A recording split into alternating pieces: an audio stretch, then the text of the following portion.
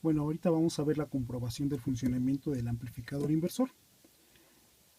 Para esto voy a usar mi amplificador cuádruple. Yo aquí ya tengo configurado el amplificador como amplificador inversor. La ganancia que le di fue una ganancia de menos 10. ¿Qué quiere decir?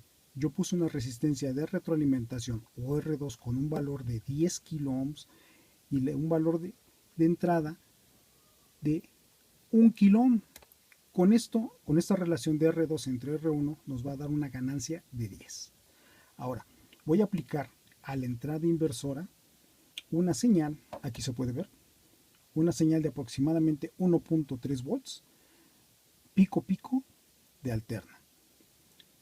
Yo en el canal 2 tengo la señal de salida, pero si nos fijamos en las escalas, aquí son 500 milivolts por división para la entrada y 5 volts por división para la salida.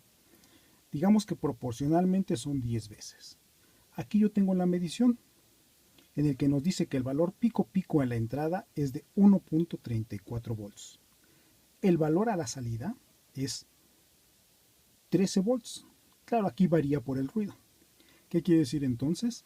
Primero, que la señal se amplificó 10 veces.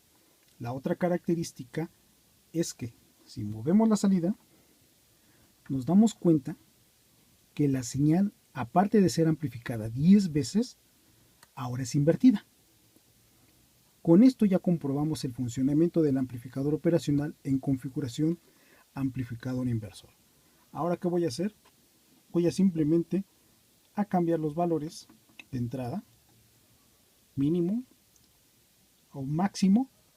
Ahora, ¿qué ocurriría si yo sobrepaso el voltaje de entrada de tal manera que al multiplicarlo por 10, que es la ganancia de mi amplificador operacional, qué ocurriría con esta señal si sobrepaso los niveles de voltaje de la fuente? ¿Qué es esto? Si yo aplico 2 volts, vamos a mover acá, ahí está, 2 volts, tenemos aproximadamente, tengo 2.1 volt, tengo aproximadamente 21 volt pico pico. Ahora voy a superar el voltaje de entrada, lo voy a poner a 3 volts pico pico. Ahí está. ¿Qué ocurrió? Que aparte de que la señal está invertida, está sufriendo un recortamiento. Voy a subir la señal. Aquí está. Ahí está. Voy a bajar esta, las voy a empatar las dos señales. Ahora sí. Simplemente, ¿qué ocurrió? Que al entrar 3 volts a mi amplificador inversor, este fue amplificado 10 veces. El valor resultante de 3 volts pico pico nos da un valor de 30 volts pico pico. Sin embargo, el amplificador operacional está alimentado con más menos 12. Quiere decir entonces que el rango sería como máximo más 12 volts menos 12 volts, que nos da aproximadamente 24 volts. Pero como el amplificador operacional no nos puede entregar la totalidad del voltaje, más o menos se le reduce un volt a cada extremo.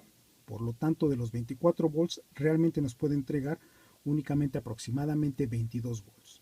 Y esto lo podemos ver aquí. A la salida únicamente nos está entregando 22 volts. ¿Qué quiere decir entonces? Que los picos fueron recortados porque hay una sobreamplificación. El amplificador no nos puede entregar un voltaje más allá de su voltaje de alimentación. Este es el cuidado que tenemos que tener. Si queremos amplificar una señal, tenemos que ver primero los niveles de entrada, cuántas veces voy a amplificar la señal para que a la salida no me supere los valores máximos de la fuente de alimentación. Si reduzco la señal de entrada, ahora sí está amplificando dentro de los límites. De esta forma ya podemos ver que el amplificador funciona adecuadamente. Si vuelvo a aumentar los valores de voltaje, sufre un recortamiento, ¿sí? A este recortamiento podemos ver que hay un límite superior, positivo, un límite inferior, que es negativo. Recuerden, estos límites los define la fuente de alimentación, pero aparte hay una pequeña caída que aproximadamente es de 1 volt. Por eso los valores máximos, en vez de ser más menos 12 que nos da un valor de 24 volts, nos da un valor máximo de 22 volts. Y con esto ya tenemos comprobado el correcto funcionamiento del amplificador operacional en configuración inversora.